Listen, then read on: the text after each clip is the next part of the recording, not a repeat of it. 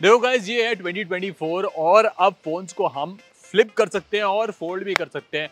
तो अगर आप वही अपने पुराने स्लैब फोन्स लेके बैठे हुए हो और चाहते हो कि डिजाइन में अपग्रेड करो, तो मैं कह रहा हूँ ना, स्लैब फोन्स को सबसे पहले उठा के फेंको और अपग्रेड कर लो एक फ्लिप फोन्स में, क्योंकि मैं बताने वाला हूँ आपको इनमें क्या एडवांटेज मिलते हैं डिजाइन के मामले में और यूटिलिटी क्या मिलती है। तो मैं आपको मिलाता हूँ मोटो के रेजर 50 से।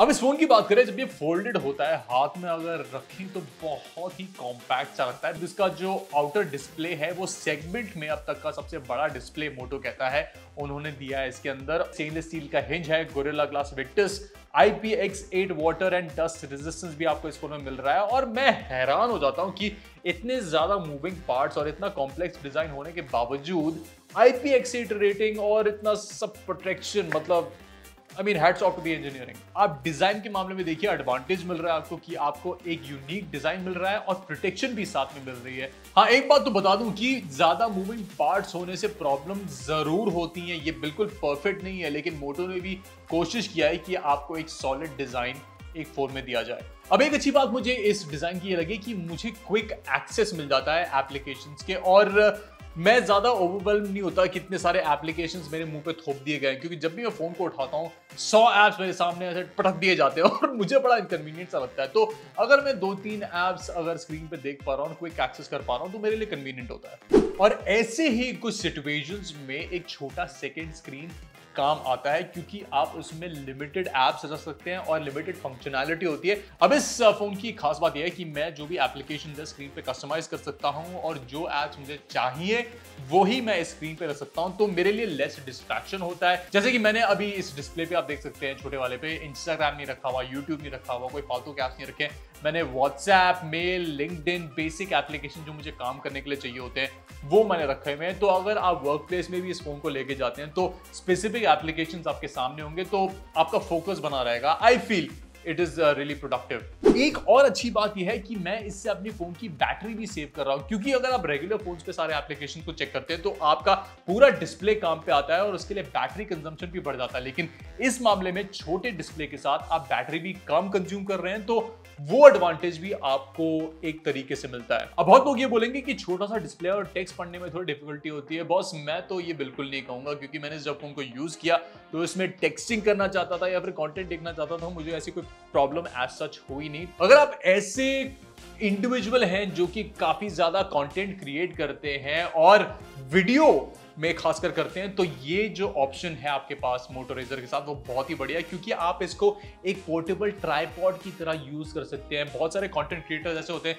जो कि ट्राइपॉड हमेशा अपने साथ में उनको लेके जाना पड़ता है, लेकिन ऐसे डिजाइन के साथ वो प्रॉब्लम सॉल्व हो जाती है। अब मेरे साथ फायदा ये होता है कि जब भी मैं कंटेंट को क्रिएट करता हूं, मैं इस फोन को कहीं भी प्लेस कर सकता हूं और चुटकी में रिकॉर्डिंग स्टार्ट कर सकता हूं, चाहे वो बैक कैमरा हो या फिर फ्रंट कैमरा। 4K क्वालिटी में वीडियोस को रिकॉर्ड कर सकता हूं दोनों फ्रंट और बैक से। और अगर मुझे कोई प्रॉब्लम हो रही है फ्रेम्स वगैरह देखने में, तो मैं फ्रंट डिस्प्ले में अपना फ्रेम देख सकता हूं, मैं देख सकता हूं मैं कहां खड़ा हुआ हूं, क्या मेरा हेड स्पेस है, क्या मेरा पूरा फ्रेम का कॉम्पोजिशन है। तो वो एक एडवांटेज कंटेंट क्रिएटर्स के लिए बहुत ज्यादा फायदेमंद होता है। आप जानते ही होंगे कि कंटेंट के लिए फ्रेमिंग और एस्थेटिक्स इंपॉर्टेंट होते हैं, और अगर आप सोलो कंटेंट क्रिएटर हैं तो ऐसा एक डिजाइन और ऐसा एक स्मार्टफोन आपके लिए बहुत ही इंपॉर्टेंट है। और अगर आप ऐसे हैं जो क्वालिटी की वरी करते हैं, तो ऐसी कोई प्रॉब्लम आपको मोटो रेजर में नहीं होगी, क्योंकि इसकी क्वालिटी जो है वीडियो की वो भी अच्छी है। और सोशल मीडिया के लिए अगर आप कंटेंट बनाना चाहते हैं तो आपको इस कैमरे से कोई शिकायत नहीं होगी।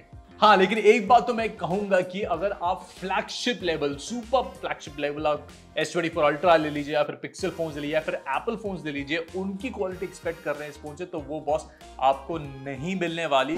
मोटो के इस फोन में आपको मिलता है एक कैम कॉर्डर वाला सिस्टम, खासकर वो साइड फ्लिप व्यू पॉइंटर जो उनका मिलता था, तो एक नॉस्टैल्जिया आपको हिट करता है। और वैसा कुछ यूटिलिटी और वैसा कुछ फॉर्म फैक्टर आपको मोटो रेजर 50 में भी मिलता है। अब आपको कुछ नहीं करना, सीधा फोन को ओपन करना है। इसके कैमरा में जाकर आपको फोन को बस फ्लिप कर कर ये जो स्प्लिट ओरिएंटेशन है उसमें फोन को रख देना है और आपका फोन ऑटोमेटिकली कैमकॉर्डर मोड में चला जाएगा। इस फोन का लोअर हाफ काम करता है एक कंट्रोल पैनल की तरह, जहां पर आप सिंगल टैप पर वीडियो को रिकॉर्ड और स्टॉप कर सकते हैं और उसमें स्लाइड कर कर जूम इन और जूम आउट भी कर सकते हैं, और इसी सेम ओरिएंटेशन में आपको ये सारे फीचर्स मिल जाएंगे।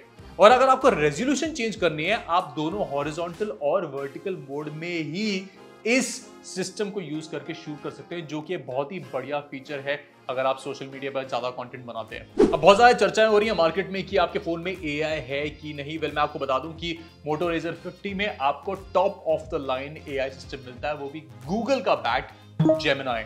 अब Gemini आपके लिए मैं बता नहीं सकता कितनी सारी चीजें कर सकता है। अगर आपको नोट्स की समरीज चाहिए वो आपको दे सकता है। अगर आप वेब से कुछ निकाल के उसको पॉइंट्स में ब्रेक करना चाहते हैं वो कर सकता है। आपके फोटोज को अच्छी तरह एडिट कर सकता है, और अगर आप कोई नई फोटो बनाना चाहते हैं शुरुआत से तो वो भी आपको करके दे सकता है। और यही एक क्वालिटी होती है स्टॉक एंड्रॉइड की जो आपको मोटो के इस फोन में मिलता है। तो सॉफ्टवेयर अपडेट्स हो गए या फिर कोई भी क्लीन एंड्रॉइड एक्सपीरियंस आप चाहते हैं, मोटो के इस फोन में आपको वो मिल जाता है। अब बहुत सारे फोन जैसे मार्केट में हैं जो क्लेम करते हैं उनके फोन में AI जरूर है, लेकिन वो उनका नेटिव AI होता है और कहीं ना कहीं Gemini जितना अच्छा नहीं होगा। और यही ताकत और यही पावर आपको गूगल के Gemini में मिलती है, तो डेफिनेटली वो एडवांटेज आपको Moto Razr 50 के साथ मिलता है। अब प्राइसिंग की बात करें तो Moto Razr का एक एक्सक्लूसिव प्राइस मोटो ने निकाला था, कम से कम 50,000 के आसपास वो फोन था उस टाइम पे, लेकिन अभी जब मैंने ऑनलाइन चेक किया तो it has been priced at near 65,000 rupees. तो यस, प्राइस बम्प अप हुआ है,